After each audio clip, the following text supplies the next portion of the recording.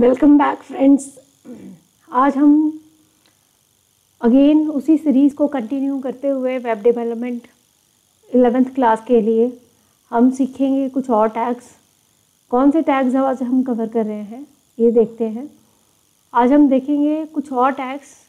Last हमने किया था कमेंट टैग कि हम HTML कोड है लेकिन कमेंट है चलेगा नहीं, ये आपने आउटपुट में देख लिया था। अब हम सीखेंगे HTML के कुछ और टैग्स जो जैसे कि abbreviation, acronym, address, city and code. तो इन सब कोड्स को, इन टैग्स को समझने के लिए मैंने एक छोटा सा एग्जांपल आपके लिए बनाया हुआ है जिसके थ्रू आप इन सारे टैग्स को समझ सकते हैं, जिसमें मैक्सिमम टैग मैंने कवर किए हैं। अगर आपको वो कोड या एग्जांपल चाहिए होगा तो आप मुझे बेशक मैसेज कर दीजिएगा, वो मैं आपको डिस्क्रिप्शन में उसका लिंक ज़रूर मिल जाएगा आपको। चलिए तो देखते हैं कि हम ये कोड चलाएंगे कैसे और ये दिखेगा कैसे और ये क्या लिखा गया। तो पहले इसकी आउटपुट ही देख लेते हैं कि क्या एग्जैक्टली ये मतलब है लॉजिकल टैग्स का और फिज़िकल टैग्स का। सो बेसिकली जो हमारे टैग्स हैं उनको, जो हमारे फॉर्मेटिंग टैग्स हैं उनको दो कैटेगरी में रख दिया गया है। एक है फिज़िकल कैटेगरी और दूसरी है लॉजिकल कैटेगरी। लॉजिकली जब हम उसको टेक्स्ट को फॉर्मेट करते हैं उसको वो लॉजिकल टैग्स में रख देते हैं, और जो physical tags physically text modify करते हैं उसको वो फिज़िकल फॉर्मेटिंग टैग में रखते हैं। तो इनमें से जो आपको मैं करवाने लगी हूँ वो देखिए आप, वो ये रही आउटपुट। हाँ, कुछ शायद अभी समझ नहीं आ पाएगी क्योंकि सारी टैग्स इकट्ठे ही लगे हुए हैं, बट चलिए मैं आपको एक्सप्लेन करती हूँ एक एक टैग कि वो कैसे लगाया गया है। फिज़िकली टैग कैसे लगाएंगे आप, लॉजिकल टैग्स कैसे लगाएंगे, और आपकी अंडरस्टैंडिंग के लिए ये आपको बहुत ही हेल्प करेगा आपके एग्ज़ाम के लिए। चलिए देखते हैं। तो इनको हमने नोटपैड में खोल लिया। ये देखिए ये पूरा आउटपुट है। Sorry, this is physical tags. हम लॉजिकल टैग्स ओपन करते हैं। ये रहे लॉजिकल टैग्स, और लॉजिकल टैग्स में सबसे पहले एब्रीवेशन, ये एब्रीवेशन टैग्स लगा हुआ है तो एब्रीवेशन के लिए यूज़ होता है।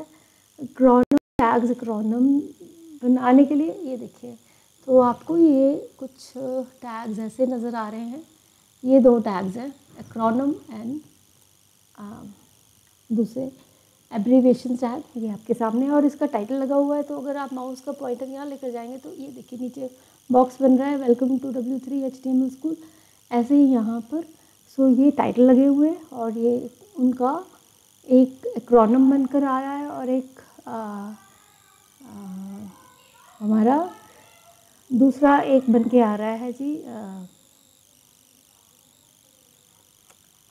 दिस व्हाट यू से, एक्रोनिम एंड एब्रीवेशन टैग आपके सामने है। अब हम देखते हैं address tag. Address tag is very useful in point of when we make a websites, then this is playing a major role. So address tag is placing whatever you place under the address tag will be appears like this. ये देखिए ऐसे आएगा, आपके सामने है।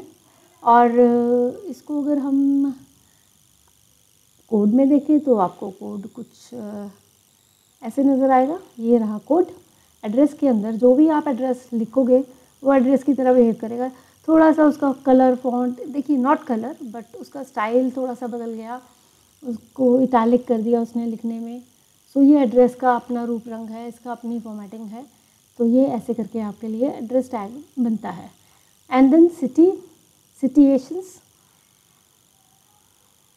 सो ये रहा situations. This is my favourite website. कई बार हमने ना कोड दिखाना होता है HTML में, तो कोड वो लिखने नहीं देता। तो कोड को कोड में आप कोड टैग में लगाइए तो कोड की तरह नज़र आ जाएगा।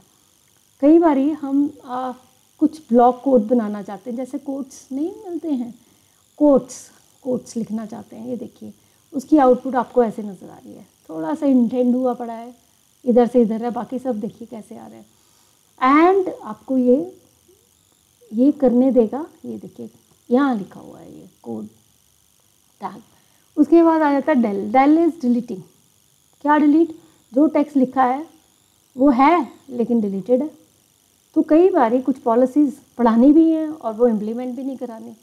तो ये नहीं है कि ये यूज़फुल नहीं है, डिलीट हो रहा है जी टेक्स्ट, नहीं, दिस इज़ वेरी यूज़फुल। जब भी ये आप लगाओगे कहीं ना कहीं ये इतना यूज़फुल है कि आप टेक्स्ट पढ़ाकर भी इम्प्लीमेंट नहीं करवाना चाहते। कुछ पॉलिसीज़ ऐसी लगाते हैं नेट पे जब कई बारी। और इसके बाद नेक्स्ट टैग जो है वो बात कर रहा है, हमारा जो नेक्स्ट टैग है वो बात कर रहा है, हमने ये देखा डेल देखा, तो इसमें से कुछ टैग्स हैं कीबोर्ड प्री, ये आपको मैं दिखा रही हूँ जो यूज़ किया हुआ है। अब हम चलते हैं नेक्स्ट टैग, और जो नेक्स्ट टैग है वो है जी डेल हो गया। ये रहा इंसर्ट जो अंडरलाइन करके दिखा रहा है। प्री में ये डेफिनेशन देखिए DEFN, ये डेफिनेशन की तरह आपको ये देखिए इतना सा टेक्स्ट उसने अलग से दिखा दिया और बाकी नॉर्मल पैराग्राफ की तरह आ गया। तो ये हमारा आ गया जी डेफ टैग। फिर कीबोर्ड की तरह प्रिंट होगा और आपको ऐसे दिखेगा, ये रहा। ये जो टैग है जो अब मैं डिस्कस करने जा रही हूँ, very important, very very very important. आपको फॉर्मेटिंग जैसे आप इस पेज में कर दोगे ना, जैसे मैंने यहाँ लिखा हुआ है, ये मुझे ऐसे ही दिखाएगा वहाँ पर एज इट इज़। अगर मैं ये सारा कुछ इकट्ठा कर दूँ जितना लिखा हुआ है, बट जितनी जो फॉर्मेटिंग जो जिसका रूप रंग जिसका है वो वैसे दिखता है, ये देखिए, ठीक है जी। अब मैंने इन सारों को इकट्ठा कर दिया, एक पैराग्राफ भी बनाऊंगी तब भी ये उसकी जैसी आउटपुट टैग की बताई गई है वो वैसे अपने आप को बिहेव कराएगा। ये देखिए कोई आउटपुट में फ़र्क नहीं आया। बट प्री में क्या करते हैं कि हम फॉर्मेटिंग कोड में ही कर देते हैं। ये देखिए कोड में, ये कोड लिखा हुआ है HTML का, टैग लगे हुए हैं, प्री खुला और बंद हुआ, उसके अंदर ये पहले से स्पेस कॉमा, अगर ये मैं इधर ले आती हूँ बाई चांस ऐसे और इतनी स्पेस के साथ, तो देखिए क्या होता है। ये सेव किया मैंने और इसको मैं चलाती हूँ तो आपको कैसे नज़र आएगा, ये देखिए उतनी स्पेस के साथ। सो जैसा कोडिंग में स्पेसिंग आप दे देंगे वैसी स्पेसिंग ये आपको यहाँ पर भी दे देगा। This is very good and intelligent tag जो आपको काफ़ी यूज़फुल होगा। सो ये हमारे टैग्स थे जो आपको ये आपके प्रोग्राम में कवर किए हैं। स्ट्रॉन्ग की तरह ही काम करेगा एंड आई थिंक मैक्सिमम मैंने कवर कर दिए हैं। जहाँ पर अगर आपको डाउट होगा तो प्लीज़ कमेंट कीजिएगा। उसके बाद आ जाते हैं हम फिज़िकल टैग। फिज़िकल टैग जो होते हैं वो होते हैं बोल्ड, बिग, आई, अंडरलाइन, स्मॉल और बहुत इंपॉर्टेंट सुपर एंड सब, जो शायद ही कुछ लोगों को पता होता है कि इनका क्या रूप और रंग आता है वेबसाइट पे लगाने के बाद, तो हम उसको देखते हैं। हम आ जाते हैं हम अपने फिज़िकल टैग के ऊपर। ये रहा उसकी आउटपुट, ये आपके सामने है। सो पहला टैग जो यहाँ पर मैंने लिखा है वो है, पहला टैग है जी सॉरी लॉजिकल बंद करना था, चलिए राइट, ये रहा पहला टैग है जी इसमें H1। तो H1 आपके सामने हमने डिस्कस किया था H1 क्या होता है, ब्रेक लगा दी। बोल्ड, ये रहा जी बोल्ड, ये बोल्ड कर दिया इसने। फिर जी बिग, इसने जी ये बिग लगाकर बिग कर दिया जी। फिर उसके बाद जी I is for italic and small, ये देखिए स्मॉल हो गया। जब आप इसको इकट्ठा लिखोगे तभी आउटपुट समझ आएगी। अलग अलग मैं आपको अगर ये एक टैग का HTML बनाकर दिखाती तो शायद समझने में थोड़ा सा दिक्कत होती। यहाँ दिखता है कि हाँ जी बिग ने बिग किया, स्मॉल ने स्मॉल टेक्स्ट किया और इटैलिक ने इटैलिक टेक्स्ट किया। अब अगर इसके ऊपर हम सुपर मतलब एक टेक्स्ट ऐसा जो फर्स्ट ऐसे H2 पैर में ये इसके हेड पे, तो उस केस में हमने ये टैग लगाने हैं super and sub and TT is for typing and U is for underlining. These are the physical tags जो हम अपनी वेबसाइट पे लगा सकते हैं। ये आपके कोर्स का ये वाला पोर्शन। अब आ जाते हैं जी कैरेक्टर। बड़े सारे कैरेक्टर्स ऐसे होते हैं जो हम अपनी वेबसाइट में लगाना चाहते हैं, जैसे खासकर स्पेस नहीं दी जाती प्री को छोड़कर। प्री टैग अभी हमने डिस्कस किया, वहाँ स्पेस देने देता है, तो स्पेस देनी है, ग्रेटर देन साइन लगाना है, ये सब लगाना है। बाकी आप लगा लीजिएगा, मैंने 2 लगाए हुए हैं, आपको वो मैं दिखा देती हूँ कैसे दिख रहे हैं वो। ये 2 लगाए हुए हैं जी, ये NBSP कॉमा सेमीकोलन, 1 2 3 4 स्पेस और एक ग्रेटर देन साइन दिखेगा। तो ये रही आउटपुट इसकी, ये देखिए 4 स्पेस और एक ग्रेटर देन साइन यहाँ दिख रहा है। ये है हमारे टैग। कौन सा टैग मैंने बात किया अभी, वो टैग है जी ये वाला, ठीक है। अब आप इस बाकी आप खुद इम्प्लीमेंट कर लीजिएगा, अगर नहीं होगा तो फिर बताइएगा, help you out, no issue. उसके बाद आ जाते हैं बैकग्राउंड। बैकग्राउंड किस चीज़ का बैकग्राउंड, बॉडी टैग हमें पता है बॉडी किस लिए चाहिए, बट बॉडी का बैकग्राउंड कलर प्लान करना है। तो बैकग्राउंड कलर भी हो सकता है, बैकग्राउंड इमेज भी हो सकती है। देखिए कुछ ऐसे टैग्स हैं जो निगेट हो चुके हैं, मतलब जिसको HTML5 नहीं सपोर्ट करता है। जैसे कुछ अगर आप इनको और सर्च करेंगे नेट पे तो आपको कुछ ना कुछ दिख जाएंगे टैग्स। सो BG कलर अभी तक चल रहा है, तो हम BG कलर लगाते हैं और वो देखिए कैसे चलेगा। मैं इसका टेक्स्ट कोड खोल लेते हैं।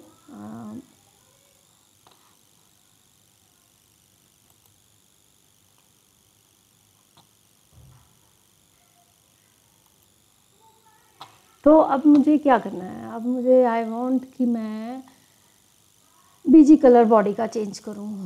तो BGCOLOR इक्वल टू मैं यहाँ येलो कर देती हूँ। तो मैं ये सीधे कलर भी लिख सकती हूँ। उसके अलावा वहाँ कुछ नंबर लिखे हुए थे, तो वो मैं बात करती हूँ वो क्या है। सेव कर दिया और अपनी वेबसाइट को जाकर चेक कर लेते हैं पेज को, क्या उस पर रूप रंग आया जी, येलो हो गया। ठीक है, ये येलो हो गया। अब हम चलते हैं कि मेरे को कुछ नंबर टाइप दिख रहा था, ये देखिए ये और RB। देखिए जो हमारे कलर, अगर मैं हेक्साडेसिमल वैल्यू की बात करूं, हेक्साडेसिमल अगर आपको समझ आ रहा है ठीक है, अगर नहीं समझ आ रहा तो उस केस में इसके ऊपर थोड़ा सा रिसर्च करना पड़ेगा। ये वैल्यूज़ आपको RGB कलर्स में स्टोर करता है। R पहले 2 कैरेक्टर R के लिए रेड, फिर पहले नेक्स्ट 2 कैरेक्टर्स जैसे ये सामने आपको दिख रहे हैं, नेक्स्ट 2 कैरेक्टर्स आपको मिलेंगे ग्रीन और ये ब्लू। तो यहाँ कलर कम्बिनेशंस बन सकते हैं अगर आप नंबर इसमें डालना शुरू कर देंगे। तो अगर मैं 0 0 लिखती हूँ तो क्या होगा, अगर ये सारे मैं हैश लिखकर सारे 0 0 कर देते, 1 2 3 4 5 6, तो ये मुझे क्या देता है। और अगर मैं 1 1 लिखती हूँ तो क्या आता है, ये देखते हैं। सेव किया और इसको मैंने रिफ़्रेश किया तो देखिए ये ब्लैक होता है, इसने ब्लैक कर दिया, तो बैकग्राउंड मेरी ब्लैक हो गई। अब मैं थोड़ा सा नंबर को चेंज करके इसको मैं कह देती हूँ 20, ठीक है जी। तो मैंने ब्लू कलर में थोड़ा सा चेंजेस किए, तो ये मुझे ब्लू में उसका कम्बिनेशन दिखाना चाहिए। अगर मैं इसको 0 ही रहने देती हूँ, मतलब काला काला, और इसको मैं 30 कर देती हूँ, तो ये मुझे थोड़ा सा ग्रीन का कुछ कम्बिनेशन दिखाएगा। ये देखिए जी, तो ये ग्रीन कॉम्बिनेशन ऐसे। सो इन सारों को मिलाकर जो कलर आपको हेक्साडेसिमल वैल्यूज़ काफ़ी सारी मिल जाएंगी नेट पे, बट RGB का मतलब ये होता है रेड ग्रीन एंड ब्लू, जो पूरे कलर कॉम्बिनेशंस को बनाने में हेल्प करता है। पहले 2 character red green and blue. अगर यही वैल्यूज़ मैं यहाँ से हटाकर इस पर कर देती हूँ तो ये कुछ मुझे रेड का कॉम्बिनेशन बना कर देगा। ये देखिए, और मैं सेव कर देती हूँ और 9999 लग जाएगा तो सारा वाइट हो जाएगा, अपोजिट टू ब्लैक। ये देखिए कलर कॉम्बिनेशन कुछ ऐसे बन गया। अब मैं चाहती हूँ कि थोड़ा सा ग्रीन ब्लू भी मिक्स हो जाए, तो ब्लू में मैंने भी नंबर डाल दिए। तो ऐसे कलर कॉम्बिनेशंस बनते हैं जी, और आप इसको यूज़ कर सकते हो जब आप और थोड़ी सी प्रोग्रामिंग में जाएंगे, अच्छी वाली प्रोग्रामिंग में, जब आप एक्चुअल वेबसाइट्स बनाएंगे। तो this is actually very useful, आपको ये अच्छे से आना चाहिए। तो ये रहा पोर्शन हमारा कलर्स का और बैकग्राउंड्स का, ठीक है। इसके अलावा जैसे मैंने यहाँ पर इसका कलर चेंज किया, आप ऐसे भी लिख सकते हैं RGB करके भी, आप ब्लैक भी लिख सकते हैं जैसे मैंने येलो लिखा था। बैकग्राउंड जो है वो पीछे इमेज लगा देनी, तो कुछ नहीं करना, आपको एक इमेज फाइल की लिंक यहाँ देना होता है, और वो इमेज आपको यहाँ पर, जैसे इसने cloud.gif लग दिया, तो इसका मतलब ये है कि मुझे बैकग्राउंड इमेज कहाँ रखनी है, कैसे प्लेस करनी है और वो कैसे दिखेगी, तो थोड़ा सा इसके लिए समझ लेते हैं, बहुत इम्पॉर्टेंट है ये। नॉर्मली फिर चल नहीं पाता है काफ़ी स्टूडेंट से। रीज़न ये होता है कि चलिए एक इमेज ढूंढ लेते हैं, फ्लावर्स, कोई भी बैकग्राउंड कर लेते हैं, तो कोई भी इमेजेस ली जा सकती हैं, बैकग्राउंड की इमेजेस ली जा सकती हैं, कोई भी हम ले सकते हैं। ब्लूइश में ले लेते हैं थोड़ी सी। चलिए ये इमेज मैं डाउनलोड कर लेती हूँ। इसको मैंने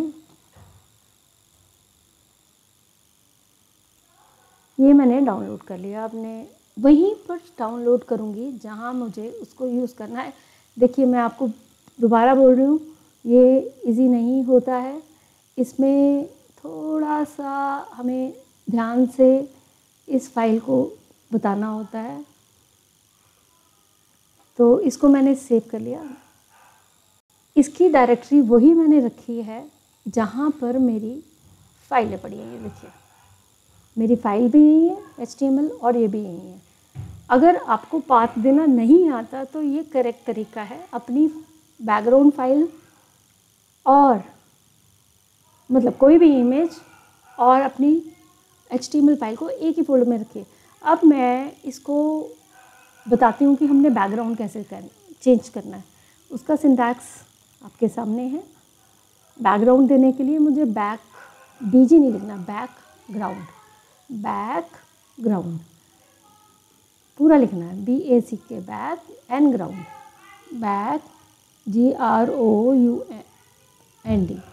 बैकग्राउंड इक्वल टू जो फाइल मैंने अभी कॉपी की।